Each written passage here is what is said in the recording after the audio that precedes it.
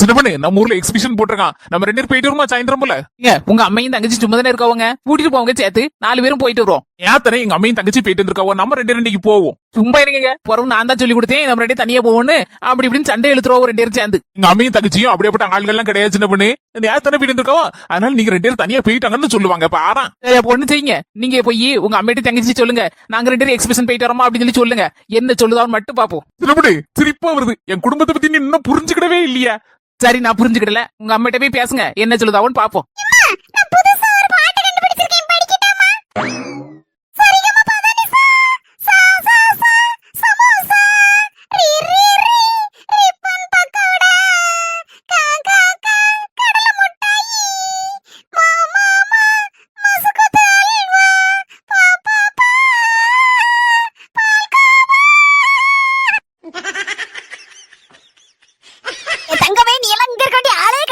ஏமா வா, நானும் என் பொண்டாட்டி இன்னைக்கு எக்ஸிபிஷன் போயிட்டு வரலான்னு இருக்கோம். இல்ல தங்கச்சி, நேத்தானே நீங்க 2 பேரும் பக்கத்து வீட்டுல உள்ள ஆளுகளோட சேர்ந்து போயிட்டு இருந்தீங்க. அதனால நானும் என் பொண்டாட்டி மட்டும் போயிட்டு வரோம். என்ன தங்கச்சி சொல்லுத?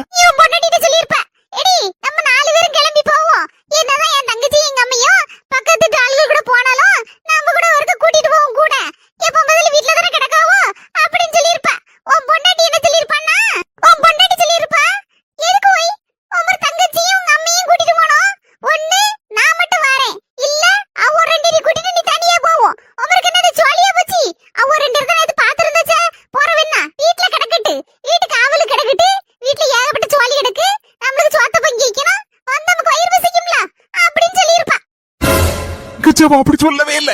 எனக்கு தெரியாதல உன் பொண்டாட்டி எப்படி பேசான்னு. ஊர் உலகத்துல எல்லாரும் அப்படிதான் பேசாலும் அதே மாதிரிதான் உன் பொண்டாட்டியும் பெருசா வந்துட்டான். பொண்டாட்டி தலையில தூக்கி வச்சு கொண்டாடுறதுக்கு என்னதான் இருந்தாலும் உன் பொண்டாட்டி விட்டு கொடுக்கல. நானும் என் மோனும் கூட வருவான். உன் பொண்டாட்டி வந்தா வரட்ட போறா. நம்ம 3 பேரும் என்ன போவோம்.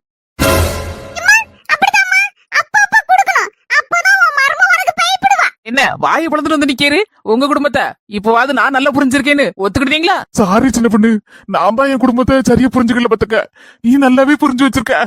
என்னதான் அடுத்த வீட்ல இருந்து வந்த மரும மாமியார தாயாவும் நாத்தனார கூட பிறந்த பொறப்பாவும் நினைச்சாலும் இந்த மாமியார் நாத்தனார் இருக்கா பாத்தீங்களா, நம்மள ஏத்துக்கிடவே மாட்டாங்க. அவன் என்னதான் ஏசினாலும் பேசினாலும் தலைக்கு மேல தூக்கி வச்சு கொண்டாடுவாங்க. ஆனா அதே மரும்பா இந்த வீட்டுக்கு நல்லதே செய்யணும்னு நினைச்சு ஓடி ஓடி உழைச்சா கூட அவளை என்னன்னு கூட கேட்க மாட்டாங்க, ஆவாதவளா பாப்பாங்க. அதுதாங்க இந்த உலகம். அதுக்கு உங்க அம்மையும் உங்க தங்கச்சி மட்டுமா விதி விலக்கு? எல்லா வீட்லயும் நடக்கக்கூட கதை இதுதான். சரின்னு போய்கிட வேண்டியதான். வேற என்ன செய்ய, நம்ம வாழ்க்கையை வாழணும்னா எல்லாத்தையும் அட்ஜஸ்ட் பண்ணி போய்கிட வேண்டியதுதான். சரிங்க, கிளம்புவோம். நம்ம எல்லாருமே சேர்ந்து போவோம்.